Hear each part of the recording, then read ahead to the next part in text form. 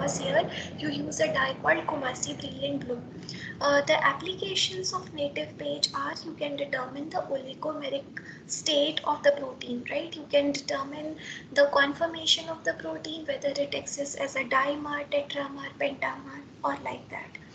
So that is about native page. The next technique is gradient gels. So many a times, so remember we discussed two types of gels: continuous gel electrophoresis and discontinuous gel electrophoresis.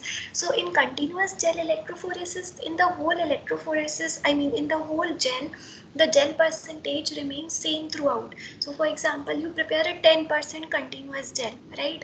Or you prepare an 8% continuous gel.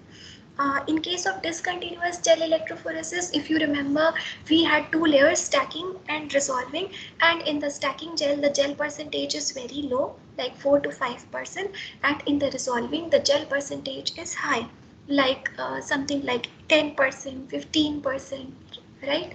But then many a times we want to separate proteins which are of two very different sizes. So for example, you want to separate a protein which is something like 250 kDa and which is like quite large, and another protein which is very small, something like insulin, which is only 9 kDa, right? So in such cases, the kind of gels that are prepared are called gradient gels. So in this case, for example, you can prepare a gradient of 7% to 14%, or you can prepare a gradient of 6% to 15%, right? So you can prepare a gradient, and the only advantage of gradient gels is for separation of proteins which differ in molecular weight, which differ quite a lot in terms of molecular weight, and then you can separate them in the same gel. But otherwise, the gels that are used are the conventional polyacrylamide gels, right? You can calculate the molecular weight, so like the way we discussed in case of Akero's gel electrophoresis, that you can plot the relative mobility on x-axis, and on the y-axis you can plot log of molecular weight. So for example, every time you run a standard and then you run a sample, and then for example you determine the mobility from the well, you plot a graph which is called as a Ferguson plot, and then you can determine the molecular weight of the unknown sample, right? So besides that, actually, when we talk about electrophoresis, it can be used, for example, when it is STS page, it can be used for determining the molecular weight. When it is native page, it can be used for determining the conformation, and you can also use these gel electrophoresis techniques for determining, you will get a ballpark idea of the concentrations of the protein. So what is done is that you run a known amount of standard, right? And then for example, you can get an idea like what is the concentration of your sample. So that is also possible to determine. Now the other thing that I wanted to tell you before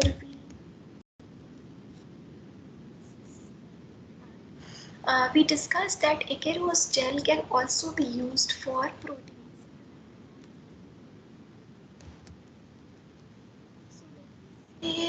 We discussed all along that polyacrylamide gels are used for proteins, but what about when we want to do proteins which are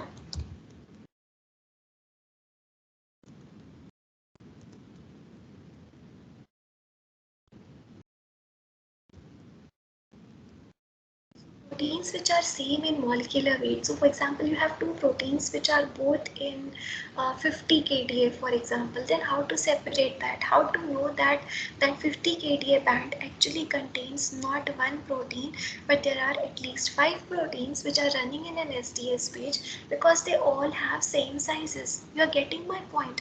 Because when we talk about 4000 proteins in a cell class, it is not possible that all 4000 proteins will have same molecular weight.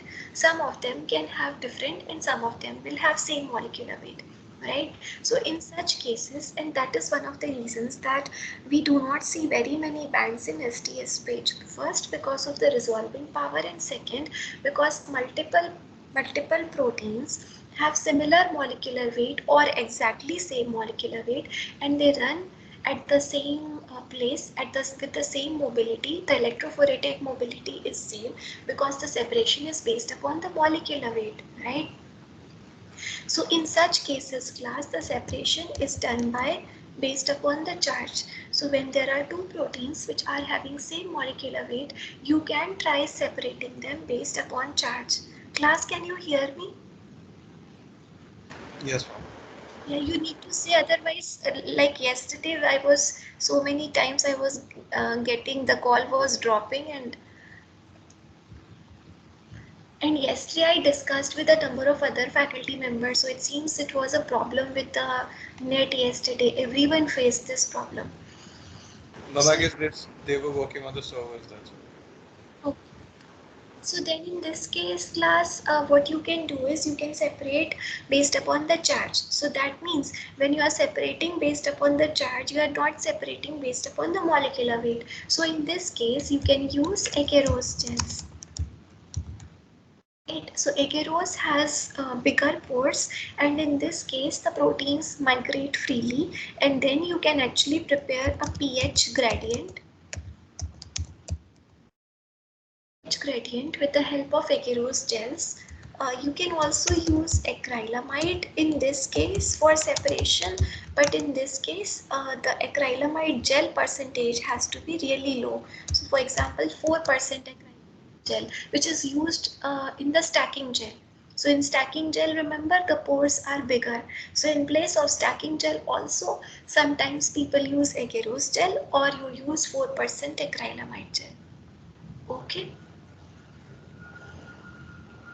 Yes, ma'am. Okay, so then that finishes with the electrophoresis part where we discussed. So far we have discussed like genome organization, the types, and then we discussed isolation of the genomic DNA, right? We discussed like how to analyze the genomic DNA on the gel, and then we discussed the various techniques of electrophoresis. Now coming back to the genomic DNA, so when we say the genomic DNA, we discussed in the initial classes that the genomic DNA can consist of genes as well as non-genic region or non-coding DNA. You remember that? So Yes, ma'am.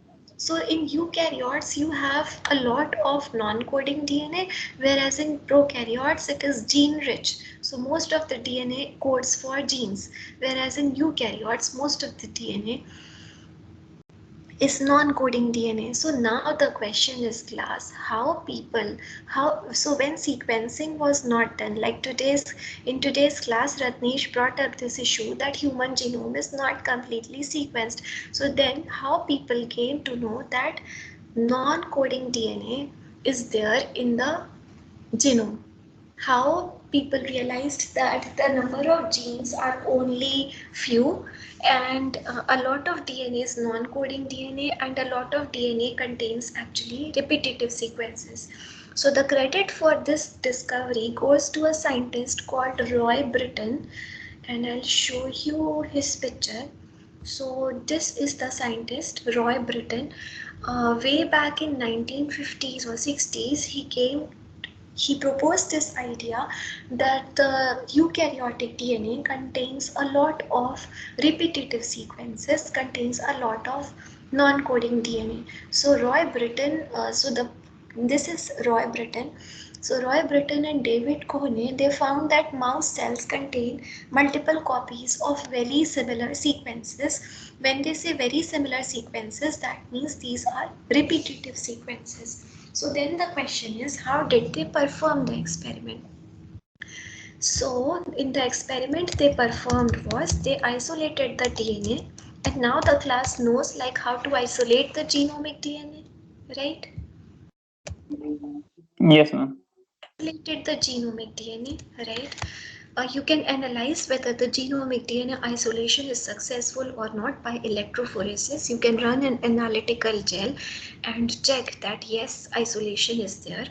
Genomic DNA has been isolated. Now the next step is you shear the genomic DNA.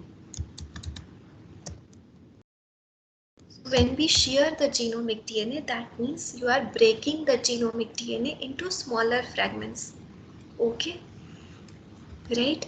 So you shear the genomic DNA into smaller fragments. Now what you do is heat the mixture. Heating is done up to 100 degrees Celsius. Heat the mixture to up to 100 degrees Celsius, and what this will do is this will denature the DNA, right? So what do we mean by denature the DNA? Means the two strands will fall apart. Yes, ma'am. Right? You do is that you allow the mixture to cool. Allow the mixture to cool. And in this case you can lower the temperature. So this is exactly what Roy Britton did. So you allow the mixture to cool, and in this case the temperature that is used is lower temperature, and in this case the temperature that is used is lowered by about 25 degrees. So when he did like this, then what happened was reassociation or renaturation of DNA started taking place, right?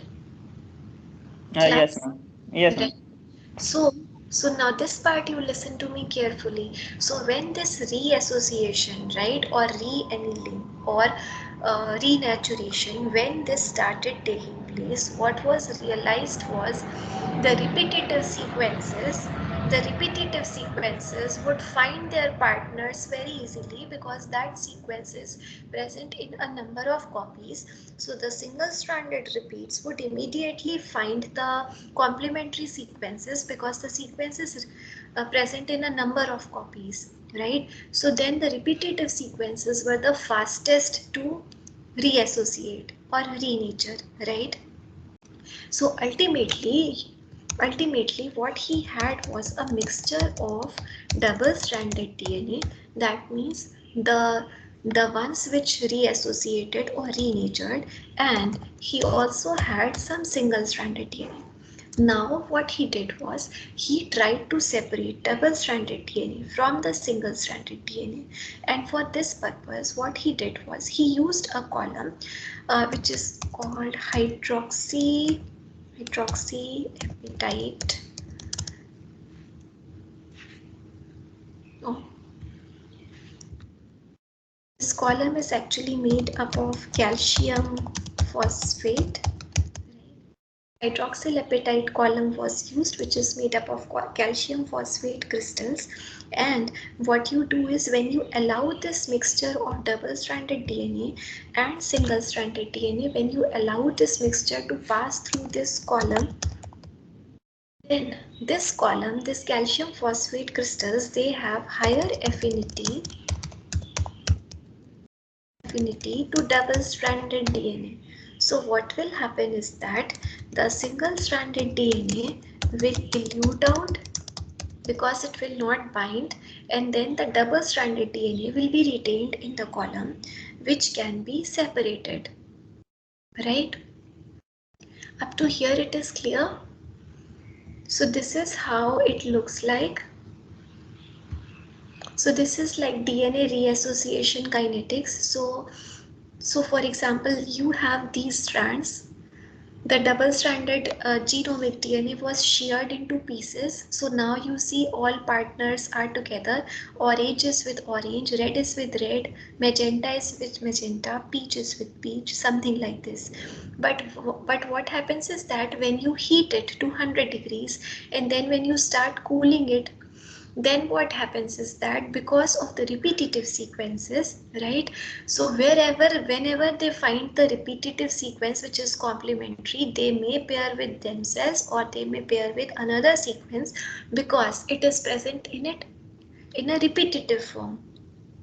Up to here it is clear. So Yes, ma'am. this led to the generation of what is called as Scott curves, which actually describe the renaturation of DNA. So on the y-axis, have you studied this class before? Ma'am, one more thing. Like, Like, don't these single-strand DNAs like bind on themselves? Like, can't they bind on themselves? Ma'am, but that can't happen all the time.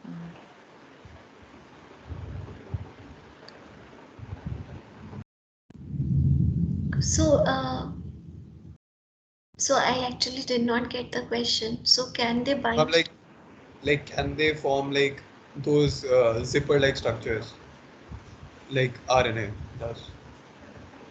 Oh, so Ma'am, yeah, he is talking about like hairpin structures, like. hairpin structures. Yes, Vishan. ma'am. Oh, hairpin structures, yes. But then the point is, so everything depends upon the temperature. So so the more you lower it, the more time you will allow, more and more annealing, more and more reassociation, more and more secondary structures will form. So it is like a kinetic event. So the fastest event would be like you will highly, so that is why if you try to see this curve, I think it will become clearer. So on the y-axis you have the plot is percentage of single stranded DNA, and on the x-axis it is log of COT. COT is concentration of DNA into time. So in this case what you see is that the black part is the one which they call it as fold back DNA. That means it really quickly folds back. Then for example the blue part. So in the blue part if you see, this is the sequence which actually contains highly repetitive component. So the reason they call it as highly repetitive component, because in this case this one actually folds fastest.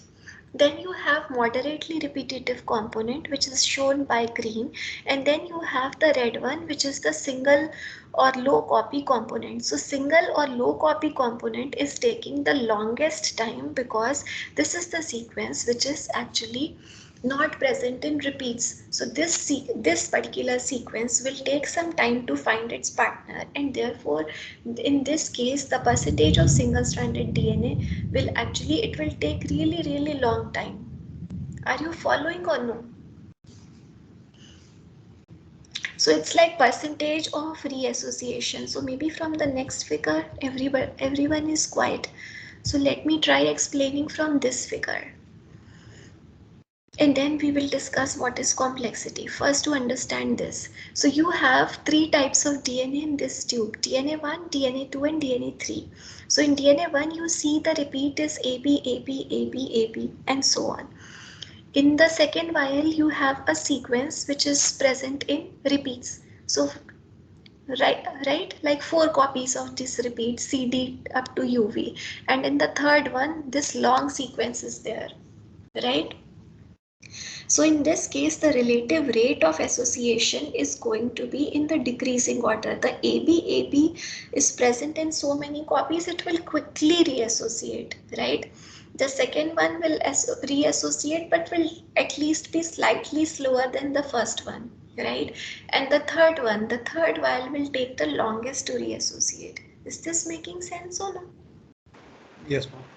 Yes, ma'am. But the thing is that like what will happen like if a single strand of DNA3, the third Yes.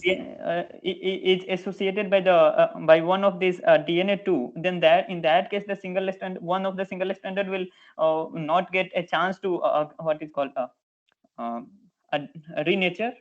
Right, right. So all these possibilities are there when we try to do this renaturation kinetics. All kinds of possibilities are there, but the point is that so remember, Ratnesh, what he actually planned in the experiment. So everything depends upon the way you are performing the experiment, right? So if you are imagining that you have the whole genomic DNA and you are renaturing and you are adding these small fragments and then you are trying to do the reassociation, it's a completely different story. What he did, what Roy Britton did was he had to start with the DNA was sheared, right?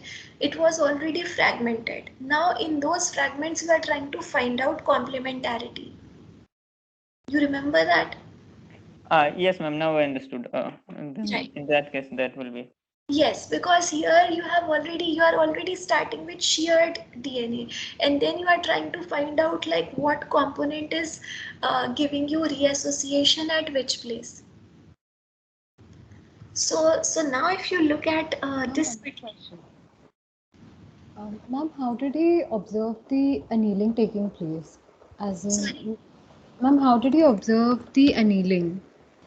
How did he observe the annealing? Okay, so in this case, in the experiment that he did was he just lowered the temperature. So he raised the temperature up to 100 degrees and lowered by just 25 degrees. That means you can imagine like 75, 76 types. And then he allowed this whole mixture to pass through hydroxylapatite column. So what happens is that this column has a stronger, it's calcium phosphate, which has higher affinity with higher binding affinity with double stranded DNA. So single stranded DNA is eluted out and double stranded DNA is retained, and then you can actually play with the buffer concentrations and elute out the double stranded DNA. And then you can analyze like what is the fraction of single stranded DNA, what is the fraction of the double stranded DNA. Ma'am, but like So 70. Yeah. yes. Yeah, I was asking like at 75 degrees Celsius, it is kind of like melting temperature, around melting temperature, right? Right, but again, yes, so again, melting temperature, everything is context dependent, right? So it depends upon what is the fragment size, it depends upon like what is the sequence, many factors are there. Yes, ma'am. So So, right, like like yes, DNA, if DNA denatures, like then is it happens like if it is like around the melting temperature, then it can denature, and if it finds like a better single strand, better a better fit of single strand, then it can denature and then reassociate with that, like. yes, so that is what I said, ki it's a kinetic event. So like you will learn in PCR when I will teach you PCR. So when we design PCR primers, the TM of primers, every sequence will have a different TM. But in this case, we are talking about whole genomic DNA. So he just performed an experiment like this. The whole idea was just to demonstrate that repetitive sequences are there. Point number one. Point number two, that repetitive sequences anneal faster than the ones which contain non-repetitive sequences. And point number three that he tried to demonstrate from his experiments was there. By this experiment also we can propose that the sequence is repetitive and it is non-coding, right? So let me explain you how exactly he did.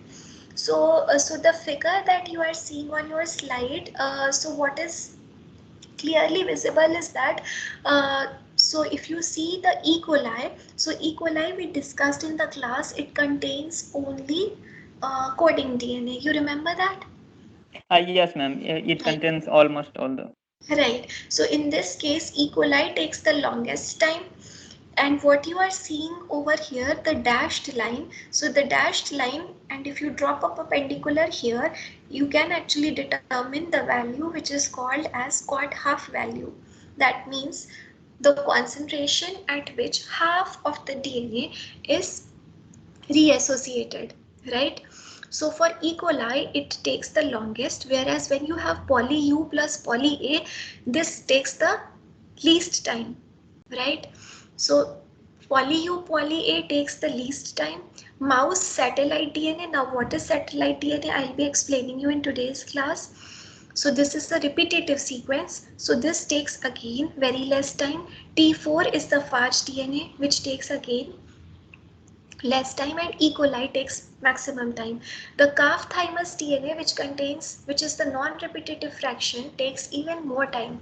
So if you see in the order, the poly U poly A takes the least, followed by the mouse repetitive sequences, followed by T4, and E. coli takes the maximum. And then this is a non-repetitive fraction. Now I will quickly go through some calculations that you may like to know. Uh, and then we will discuss the repeats. So Ma'am, what is complexity? Yes, Ratnesh. can you please explain like what is COT caught? I didn't understood What is exactly what it is. concentration of DNA into time? Hmm. So sequence complexity. So E. coli DNA will be considered as the most complex in terms of this definition, because here complexity means you are having very less number of repeats. Okay, so in this case you can actually determine the complexity. So if let me make it a little big.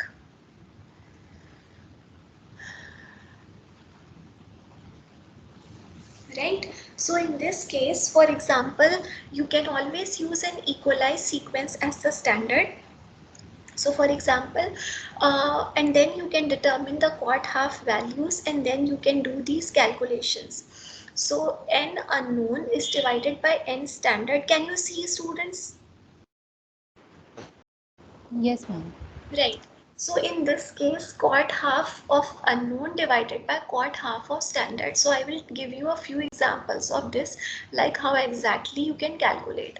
So here the n standard, usually you can take the n standard as the sequence of the E. coli, which is 4.6 MB, right? You know the quart half of the standard. So for example, from this figure, you can actually calculate the quart half of the standard. So from this is the curve of E. coli, you just drop a perpendicular here, and you will see that if we drop a perpendicular, it will come at around 9 or something, right? So quart half of standard, in this case it is E. coli, will be 9. Quart half of unknown, for example, let's say this is the sequence. So quart half of unknown, you can plot a perpendicular and determine. And this can actually tell you the n of the unknown sample, right? So let me give you another example. So in this case, they have used the same idea. So quart half, that is the DNA of any genome, quart half of E. coli DNA, and then this is the, so here they have written 4.2, but in fact it is 4.6 megabases for E. coli, and then you can determine the complexity of any genome. So all you need is, class, you need to drop a perpendicular here in the x-axis and determine the quart half values. You will have a standard, you will have an unknown sample, and then you can determine the complexity of that sample.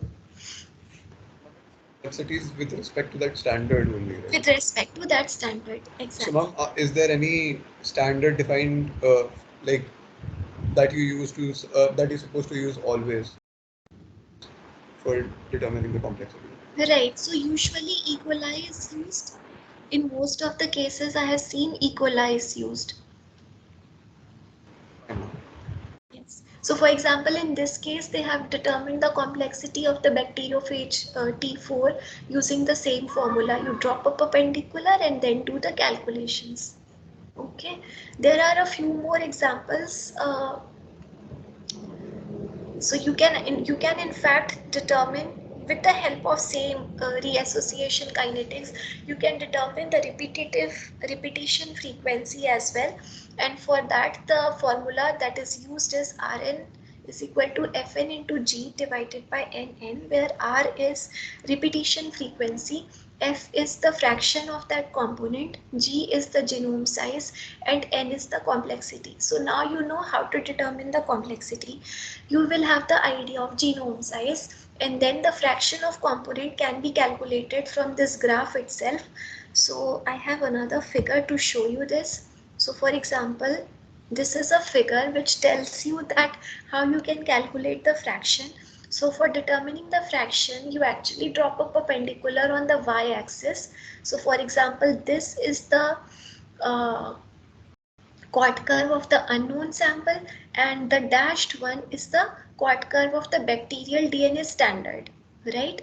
And this is of the genome being analyzed or unknown sample, right? So now, are you people following class or no? Yes, ma'am. Okay. Dev Priya? Left already maybe. So then in this case, what you can do is you can determine the fraction denatured. So for example, you will have, you remember the first one is the fastest one, the fold back one. The second curve is the one which contains highly repetitive sequences, which is the fastest to reassociate. The second one is the one which contains moderately repetitive sequences. You remember that? And the last one is the one which contains the most complex DNA, which is the slowest one to reassociate, right? So accordingly, what we can do is we can in fact calculate the fraction renatured by dropping a perpendicular on the y-axis.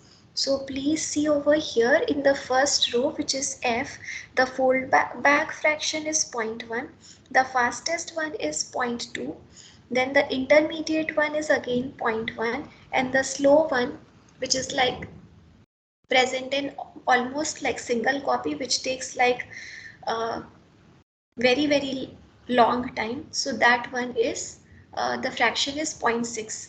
From here they have calculated, right? From 0.4 to 1 is 0.6, 0.3 to 0.4 is 0.1, which is the intermediate one. Following or no?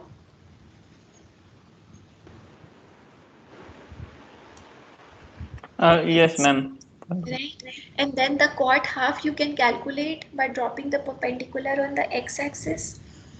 Chord half of the standard can be calculated, and then the complexity you can calculate, and you can also calculate the R value, which is the repetition frequency, using the formula that we discussed just now. So you may try solving this by yourself, and then we will come back to it again if you have problems. But this is simply analyzing the data, and you are going to perform the same experiment that I described just now, that you denature the sheared DNA, and then you allow it to reassociate, and then you collect the fractions of single stranded DNA, fractions of double stranded DNA, analyze them, plot the curve. So the curve will actually be the reassociation curve, the fraction of the DNA which is reassociated versus the fraction of the DNA which remains single stranded, and then you plot this curve, and then you can actually calculate chord half, which is the concentration of the DNA at which half of it is like reassociated, something like this. And using the same curve, you can determine complexity, you can determine the repetitive frequency, you can tell, even provide this information that how much, what is the percentage of the repeats, like how much is the repetitive sequence. Now the question is, once you perform this class, right? So once you perform this class, then the next question is how to determine that whether the DNA is coding DNA, or whether the repetitive sequences contain actually genes, or it actually contains non-coding DNA. For this purpose, what he did was, so this is again Roy Britton's experiment, where what he did was he tried to anneal at the time of reassociation. He added radio labeled mRNA. So what is mRNA? Messenger RNA. Messenger RNA, yes, but what is messenger RNA? RNA which is formed after transcription. Which is formed after transcription. So that means if you have non-coding DNA, you will have mRNA or no? No, ma'am. Non-coding wouldn't have mRNA, right? No, I'm asking you. Non-coding DNA will form mRNA, yes or no? Ma'am, ma'am. no. No, ma'am. That can.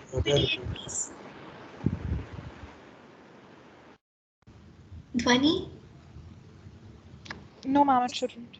Okay, very good. So that is the idea, that was the logic that he used, that what happens is that when you try to reassociate the denatured DNA, right? So when you have the denatured DNA, at that time only you mix the sample with radio labeled mRNA. So radio labeling was done only for the sake of detection.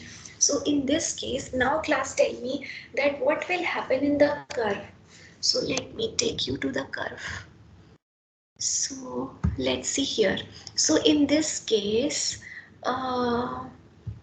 when we have the blue curve, so what would be the observation? When we try to hybridize with mRNA, radio-labeled mRNA, what are we likely to get? Hybridization or no hybridization or less hybridization? Which choice would you go for?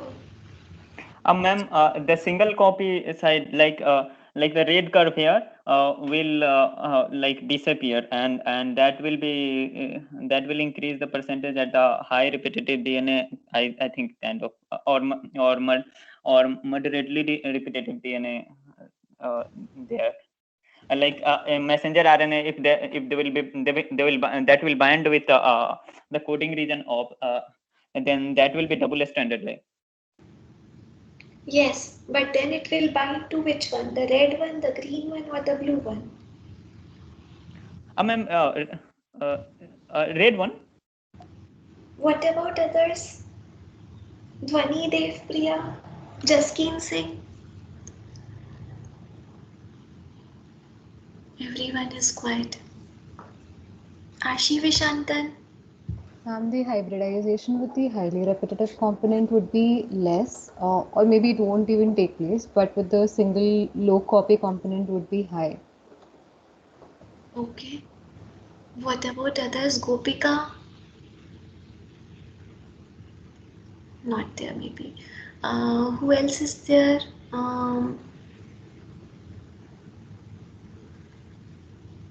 Akrim Sharma is there or left already? So everybody followed Dev Priya? Is it clear? Is it making sense or no? Vishantan? Yes, ma'am.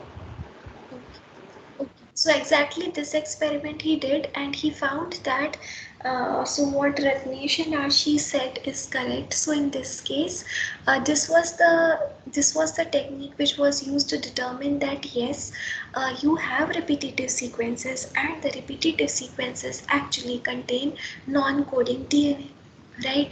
And the ones where you have least number of repeats or no repeats, which is like single copy, is the one which takes the longest to reassociate and which contains the coding DNA, because it is this fraction which can actually hybridize with mRNA. So now the question is, when we talk about the repetitive sequences class, these repetitive sequences can be classified into two types. The first category is called as tandem repeats. So tandem repeats, as the name itself says, repeats which are present in tandem, that means one after the other. So these tandem repeats class, they can be classified into three types: satellite DNA, mini satellite DNA, and microsatellite DNA. So satellite DNA is the one which contains repeats of about 200 base pairs in length, and these repeats can be present in copies which can give rise to a length of about 5 kb, right? So the satellite DNA can have repeats of starting from very little to as high as 200 base pairs, but the length, the number of repeats can be such that the overall length of the satellite DNA ranges from 500 to even 5 kb. Mini satellite DNA contains repeats up to 25 base pairs in length, and these repeats can span a total region of from 100 base pair to up to 20 kb, right? Microsatellite DNA, they contain repeats of up to 5 base pairs, and their overall length can be up to 150 base pairs. So it is these repeats class, it is these repeats which are called satellite DNA or tandem repeats. They are used for actually detecting, identifying individuals by a technique which is called as DNA fingerprinting. So this technique relies on the basic principle of these repeats, and these repeats, they vary in different individuals. The number of repeats, it varies, and that is why this is the term that is used is VNTR, or variable number tandem repeat. Variable number tandem repeat. So tandem repeat means you are repeating, the sequence is repetitive, and variable number, so that means there is a variation in the number of repeats, and based upon this variation in the number of different repeats, you can identify individuals. So for example, you have a sequence which is repeated like this. So in one individual, for example, you have 4 copies of this, whereas in another one you have just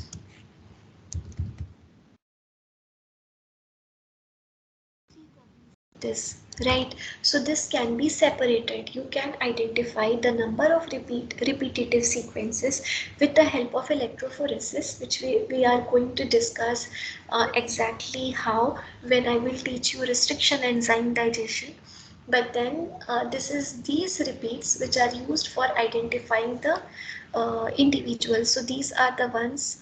This is the technique which is used for solving the murder mystery, the various crime cases, the various paternity tests, etc.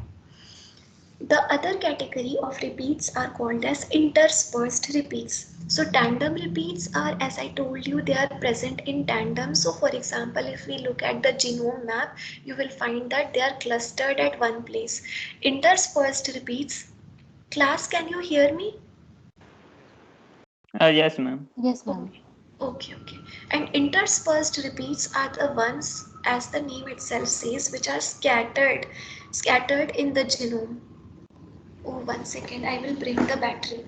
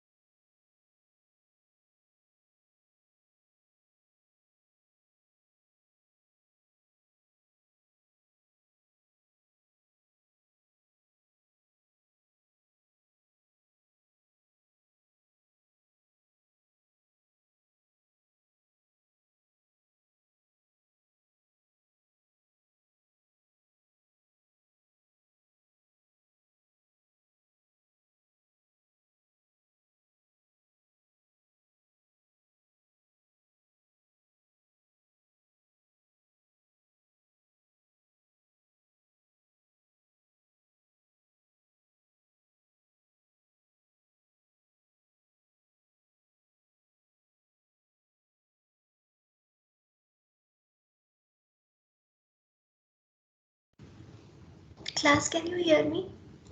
Yes, ma'am. Yes, ma'am. Yes, yes. Okay, I'm sorry. So we were discussing the interspersed repeats, and these interspersed repeats class can be of two types: long interspersed repeats, which are called as lines, and short interspersed repeats, which are called as signs. So Ma'am, yes. slide is not shared. Acha, okay, I'm sorry. 1 second.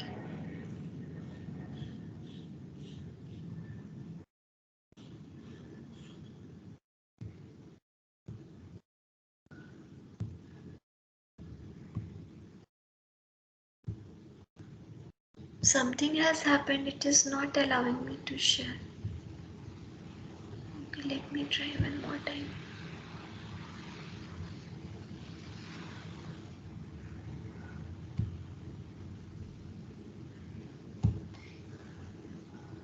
Can you? Now can you see? Yes, ma'am. Yes, okay. So these are interspersed repeats, which are called as lines and signs. For lines, the average length, as the name itself says, long interspersed repeats. So here the average length can be up to 1.4 kb. And for signs, these are short interspersed elements. So therefore, there in this case the average length can be 280 base pairs. So that is how the classification goes. But then it is the tandem repeats which are used for identifying the individuals. So I hope this part is clear to the class. When we talk about the human chromosomal centromere, the centromere has 171 base pair sequence, which is repeated up to 500 kb in length. So all these can be determined. You can determine the number of repeats which are present in a sequence. You can determine, I mean, today we discussed one method, but then there are several other methods to actually fine tune and tell you exact number of repeats, which are solely and solely based upon electrophoresis, followed by plotting and hybridization, or electrophoresis, which is coupled with a number of other processes such as restriction enzyme digestion or PCR. So from next class onwards, since we have now, the class has now understood that the genomic DNA contains genes and the genomic DNA contains non-coding elements, and then how to identify whether the genome contains non-coding DNA and the total number of genes. So the next question, the next topic that we are going to start it with is gene cloning. So where we will start with how to isolate the gene, right? How to isolate the desired gene by various methods, which will include enzymes, which are also called as restriction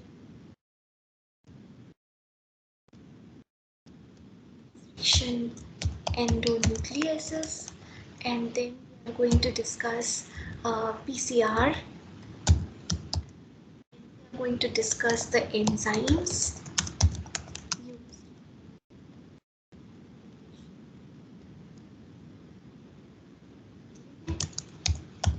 And then we are going to discuss the cloning, and then we are going to discuss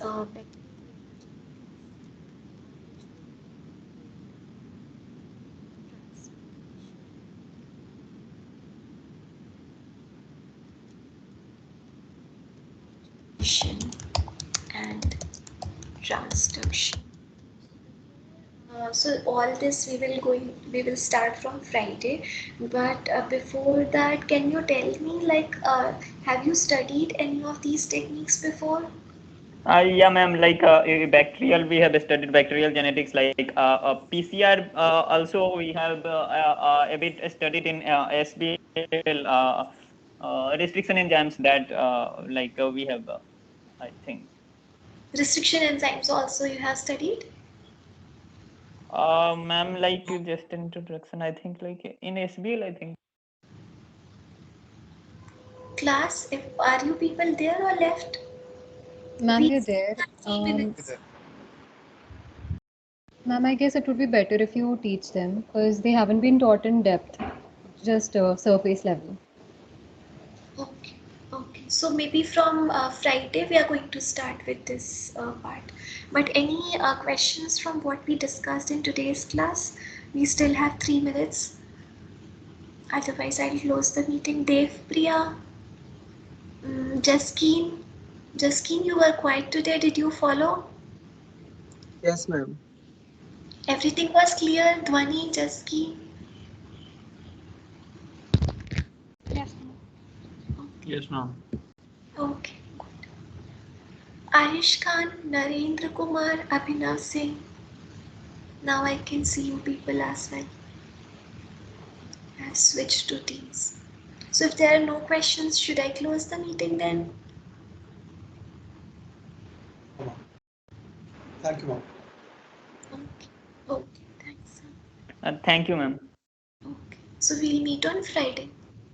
Yes, ma'am. One thing is, ma'am, please upload today's slide. Like I have to see, like. Okay. The calculations, please practice it, and then if you have problems, we can discuss it in the class. Yes, ma'am. Yes, yes. Okay. Thank you, ma'am. Okay, Ashi. Thank you, ma'am.